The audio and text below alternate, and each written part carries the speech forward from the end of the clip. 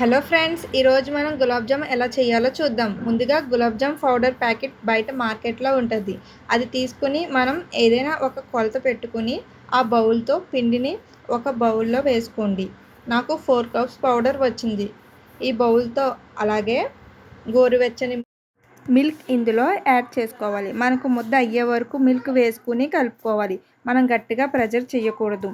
ముద్దని చాలా స్మూత్గానే కలుపుకోవాలి. మనం గట్టిగా ప్రెస్ చేస్తే మనకి గులాబ్ జాములు పర్ఫెక్ట్గా అనేది రాదు. సో మనం చాలా స్మూత్గానే కలుపుకోవాలి. పిండి అంతా ఇలా కలుపుకున్న తర్వాత మనం ఇందులో నెయ్యిని అప్లై చేసుకోవాలి. ఇది ఫ్లేవర్ కోసం. పిండిని అంతా మిల్క్ యాడ్ చేసుకుని కలుపుకున్న తర్వాత నేను చూపించిన విధంగా ఇలా లేయర్స్లా రావాలి. ఇలా వచ్చిన తర్వాత మనం ఒక 20 మినిట్స్ పక్కన పెట్టుకోవాలి. నెక్స్ట్ వేరే బౌల్ తీసుకుని అందులో షుగర్ యాడ్ చేసుకోవాలి. స్వీట్నెస్ కోసం ఎక్కువ కావాలంటే ఎక్కువ యాడ్ చేసుకోండి. నేనైతే 4 కప్స్ పిండి తీసుకున్నాను కాబట్టి ఒక 6 కప్స్ షుగర్ తీసుకున్నాను. మీరు కావాలంటే ఒక 8 కప్స్ వరకు తీసుకోవచ్చు, షుగర్ ఎక్కువ కావాలనుకున్న వాళ్ళు. ఇప్పుడు ఇది స్టవ్ ఆన్ చేసి అందులో వాటర్ వేసి మనం పాకం వచ్చే వరకు పక్కన పెట్టుకోవాలి.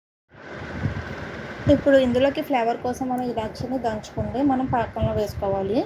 నెక్స్ట్ మనం పిండిని నానబెట్టాం కదా 20 మినిట్స్. ఇప్పుడు అది తీసుకుంటే మనం ఆ ముద్దలన్నిటిని తీసుకుంటే మనం ఉండల కింద చేసుకోవాలి. మనం వీడియోలో చూపించిన విధంగా చాలా స్మూత్గానే చేయాలి.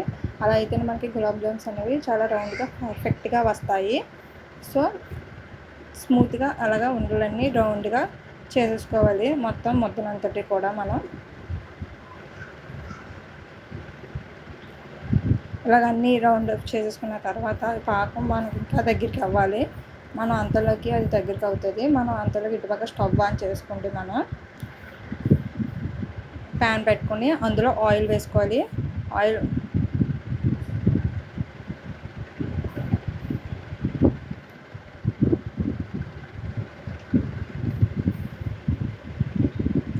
ఆయిల్ బాగా హీట్ ఎక్కిన తర్వాత మనం చేసుకున్న ఉండలన్నింటినీ కూడా మనం ఆయిల్లో వేసేసుకోవాలి.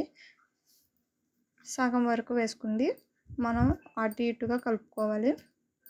లో స్లిమ్లో పెట్టుకోవాలి, మరి హై స్లిమ్లో పెట్టుకోకూడదు, మాడిపోతే.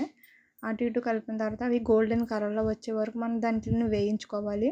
అలా వేయించుకున్న దాంట్లో మనం గోల్డెన్ కలర్ వచ్చే వరకు వేయించుకోవాలి. చూసారా, వచ్చినాయి కదా. ఇవి మనం తీసుకుంది స్లోగా తీసుకోవాలి. తీసుకుంది ఇవి మనం పంచదార పాకం పెట్టాం కదా, మనం ఆ పాకంలో వేసేయాలి. అండ్ అది స్టవ్ ఆఫ్ చేసుకోవాలి. పాకం స్టవ్ ఆఫ్ చేసుకున్న తర్వాత మనం ఈ గులాబ్ జాములు అందులో వేసుకోవాలి. రోస్ట్ అయిన తర్వాత అవి మనం వేడివేడి అందులో వేసేసుకొని మూత పెట్టేసుకోవాలి.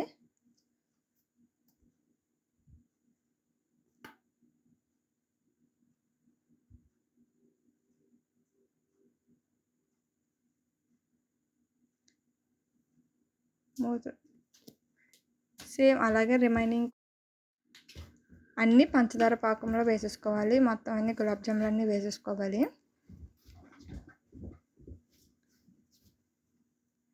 అంతేనండి, గులాబ్ జాములు అనేవి చాలా ఈజీ.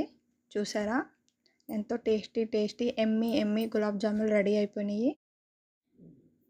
మీకు ఈ వీడియో నచ్చినట్టయితే ప్లీజ్ లైక్ చేసి సబ్స్క్రైబ్ చేయండి. మీరు కూడా గులాబ్ జామ్స్ ట్రై చేసి ఎలా వచ్చినాయో నాకు కామెంట్ చేయండి. ఇలాంటి మరిన్ని వీడియోస్ కోసం మన ఛానల్ని సబ్స్క్రైబ్ చేయడం మర్చిపోకండి. Thank you for watching friends.